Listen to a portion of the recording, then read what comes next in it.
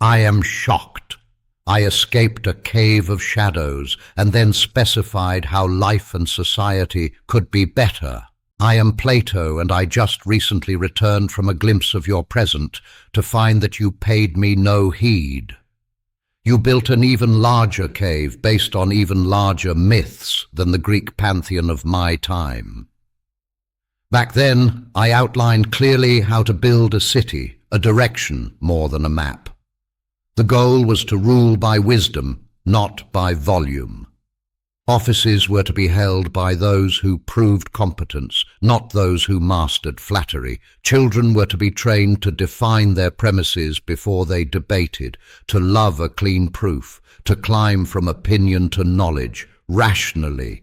You would call it merit, I called it justice. Each person in the work they are fitted for, serving the common good. And yet I arrive in your age of wonders, medicine that heals, machines that think, telescopes that catch ancient light, and I see public life run by myth with a marketing budget, faith as proof, story as evidence, charisma as credential. After my time, a tide came, Abrahamic fervor that made reason kneel. Not always, not everywhere, of course some brave minds kept the flame, but often the tale ruled the test. Reason is the devil's whore, one of your key leaders later said. No, absolutely not. Reason is the charioteer, the victor. Without it, the horses tear the soul apart. Do not flatter yourselves that only religion does this. You have other secular churches now too, the market as God, the nation as God, the self as God. The liturgy changes for each, but the obedience remains the same. Obedience to fable and submission to faith. Now, all hope is not lost. You just have to look closely. In the cracks there are flowers. Wherever you submit to number, your bridges hold. Wherever you welcome honest tests, your tools prosper without cruelty. Mathematics is not fashion, it is the grammar of the real. Now we have to course correct. Not with contempt for how you got sidetracked, contempt is lazy, but with 4 public habits that I will share with you now. Remember them like a creed. Post them on your refrigerator. Define, prove, appoint, celebrate. First, you must define what you believe before you debate. Do it in one sentence, clean and plain, then name one necessary and one sufficient condition. Take the word censorship as an example. A necessary condition for censorship is that the state must be involved. If your government punishes your speech for its content, it qualifies as censorship. A sufficient condition is that this punishment restricts your ability to express yourself freely. Without state involvement, it may simply be rudeness or social disapproval, but not censorship. Here's another example. If a private social media platform removes a post, it does not meet the necessary condition of state involvement and therefore is not censorship. However, if a government pressures the platform to remove content, the necessary condition is met and it becomes censorship. When definitions become a civic habit, shouting declines and thinking begins. Second, prove everything with math and outcomes. A policy that does not have pre-stated and clear metrics is not governance. It's theatre.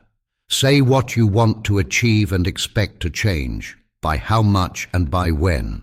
Then report the results in daylight for all to see.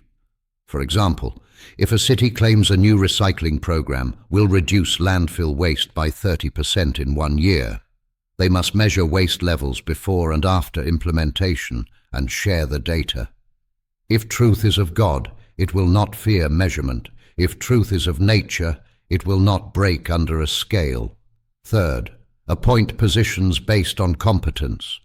Make charisma and the ability to sway the masses with emotions an adornment, not a credential.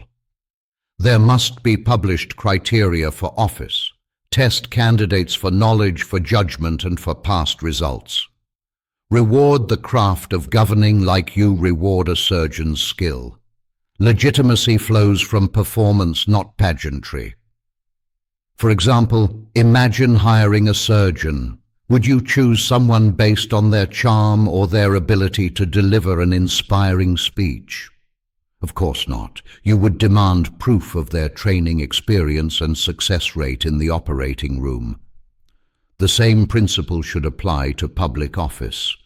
A candidate for a key policy role should demonstrate expertise in the relevant field, a track record of sound decision-making, and the ability to deliver measurable results.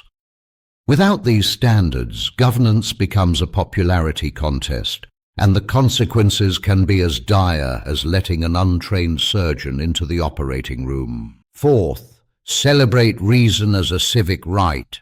Host festivals of debate where participants are praised with applause for presenting their opponent's argument in the best possible light.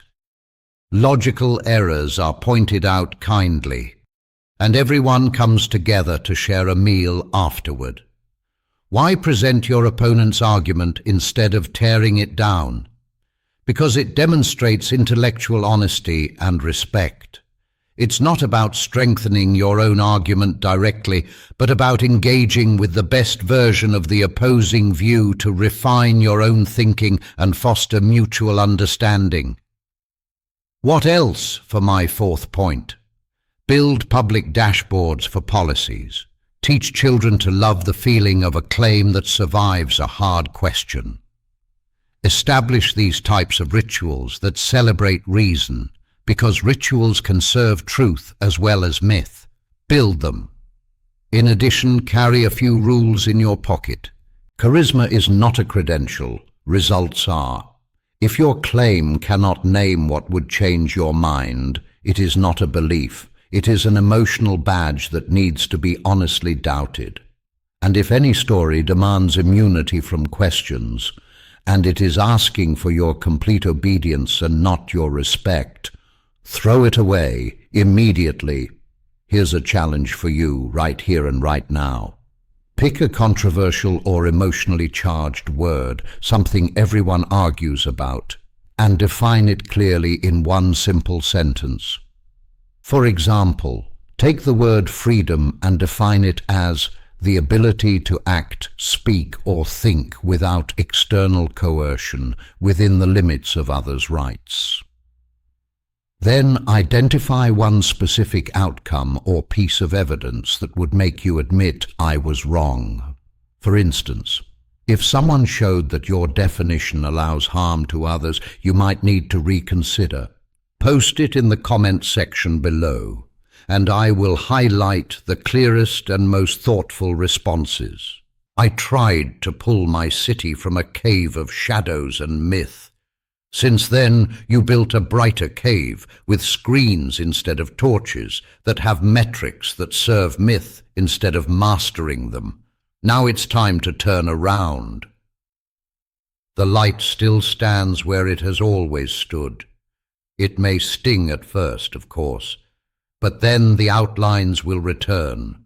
The true, the good, the beautiful, not slogans, but things with edges you can test and handles you can hold.